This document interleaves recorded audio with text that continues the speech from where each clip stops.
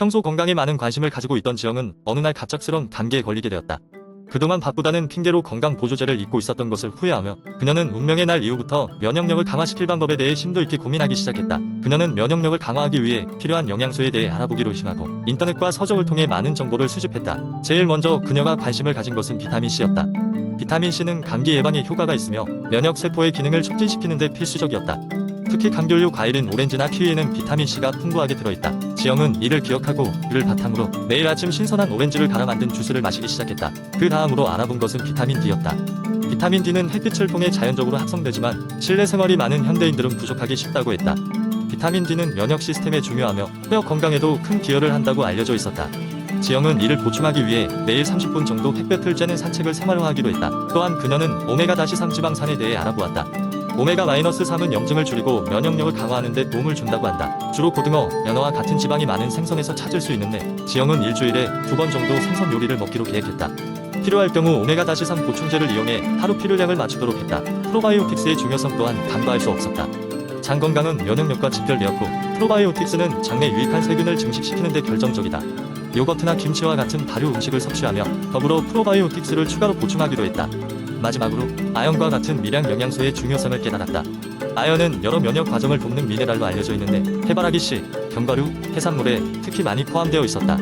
지영은 샐러드에 해바라기 씨를 뿌려 먹고 간식으로는 견과류를 선택하며 아연을 챙기기 시작했다. 이렇게 매일매일 영양소를 꼼꼼히 챙기기 시작한 지영은 몸의 변화를 체감할 수 있었다. 잦던 감기도 멀리하고 늘어난 에너지와 건강한 피부까지 친구들에게 자신의 노하우를 전수해주면서 그녀는 더욱 건강한 삶을 살아가고 있었다. 이를 통해 지영은 건강이 아주 작은 습관에서 시작된다는 중요한 교훈을 얻었다. 두 번째 이야기는 바쁜 현대 사회의 일원으로 하루하루를 지내는 한 사람, 유진의 경험담이다. 유진은 매일같이 쏟아지는 업무와 쉴 새 없이 울리는 스마트폰 알림 속에서 점점 더 피로를 느끼고 있었다. 그러던 어느 날 그는 우연히 인터넷 서핑을 하다가 마음챙김이라는 단어를 접하게 된다. 마음챙김이란 현재 순간에 집중하고 자신의 감정과 생각을 판단하지 않고 있는 그대로 받아들이는 연습을 통해 스트레스를 줄이는 명상 기법이라고 했다. 유진은 이것이 자신의 갈증을 해소할 수 있는 열쇠일지도 모른다고 생각했다. 그날 저녁 퇴근하고 나서 유진은 마음챙김에 대해 더 알아보기 시작했다.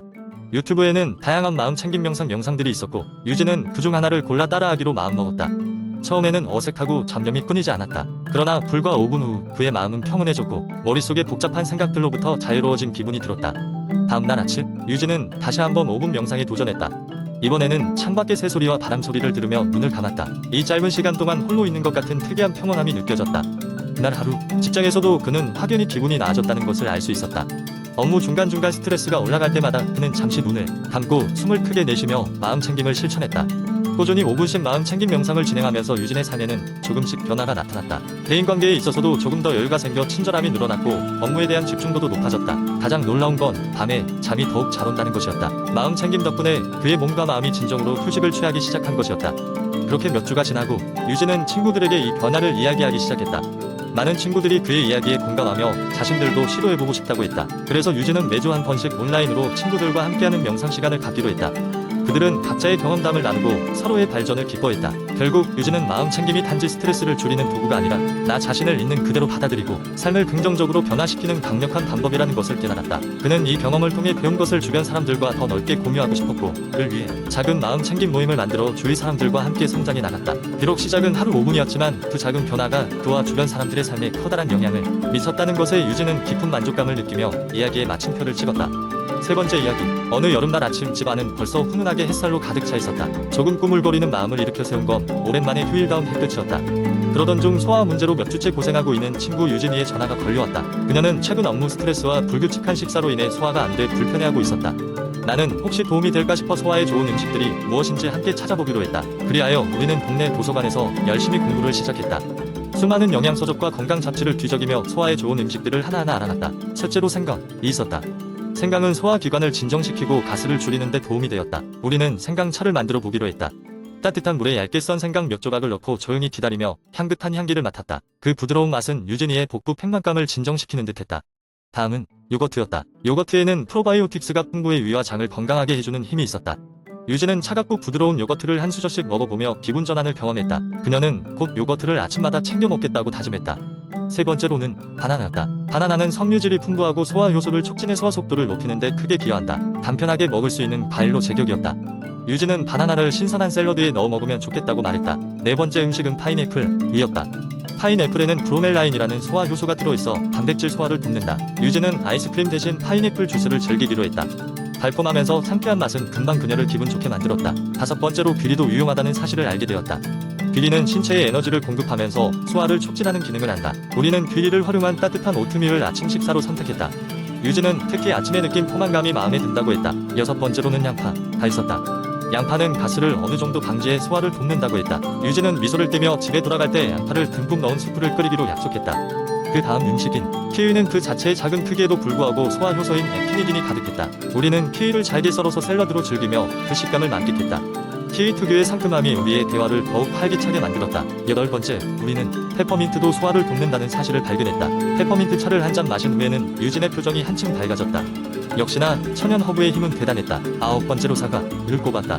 사과에는 팩틴이라는 섬유질이 들어있어 장 운동을 돕는다. 유진은 사과를 얇게 잘라 가방에 넣고 다니기로 했다. 업무 중간중간 씹어 먹을 수 있는 간식으로 제격이었다. 마지막으로 고구마를 빼놓을 수 없었다.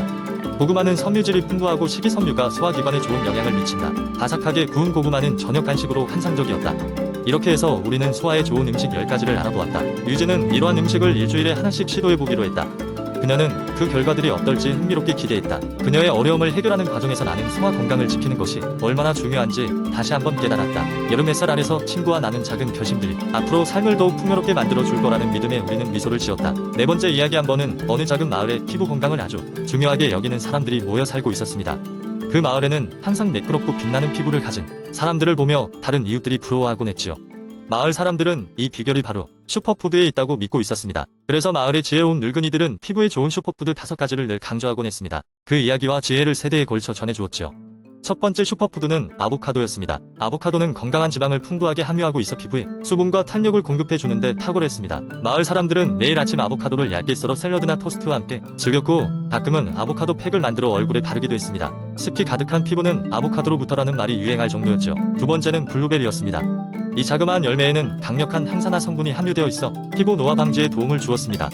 사람들은 매일 아침 블루베리를 한 줌씩 먹으며 저녁이면 블루베리 주스를 마셨습니다. 마을에서는 나이를 가늠하기 어려운 사람들도 많았는데 그 이유가 바로 이 블루베리에 있다고도 했습니다. 세 번째 슈퍼푸드는 고구마였습니다. 이 야채에는 베타카로틴이 풍부하여 자외선으로부터 피부를 보호하고 건강한 피부톤을 유지하는 데 큰 도움이 되었습니다. 특히나 가을이 되면 추수한 고구마로 다양한 요리를 만들어 먹으며 몸뿐만 아니라 피부 건강에도 신경 쓰곤 했습니다. 네 번째는 녹차였습니다. 그들은 차를 마시는 것뿐만 아니라 목욕물에 녹차를 넣어 목욕을 하기도 했습니다. 녹차에 있는 강력한 항산화제 이크는 피부에 스며들어 염증을 줄이고 새로운 피부 세포 성장을 촉진시켰죠. 저녁 시간마다 가족이 모여 앉아 녹차를 마시며 서로의 피부가 좋아졌다고 칭찬하는 시간이 마을의 풍경이 되었습니다. 마지막으로 다섯 번째 슈퍼푸드는 다크 초콜릿이었습니다. 많은 사람들이 초콜릿이 피부에 좋지 않다고 생각하지만 다크 초콜릿은 예외였습니다. 플라바놀이라는 성분이 풍부하여 피부의 혈액순환을 촉진시켜주며 햇볕으로부터 피부를 보호했습니다. 다크 초콜릿은 마을의 특별한 날이나 축제 때 디저트로 등장해 사람들을 즐겁게 하곤 했습니다. 이 마을의 피부 건강 비밀을 담은 이야기는 지금도 전해져 내려오고 있으며 현대 사회에서도 많은 사람들이 이들 슈퍼푸드를 즐기고 있습니다. 그들은 단순히 먹는 것을 넘어서 슈퍼푸드를 중심으로 건강한 라이프 스타일을 만들어갔던 것이죠. 이 이야기야말로 식사를 넘어 전반적인 생활 습관이 건강한 피부를 만드는 데 얼마나 중요한지를 보여주는 좋은 예입니다.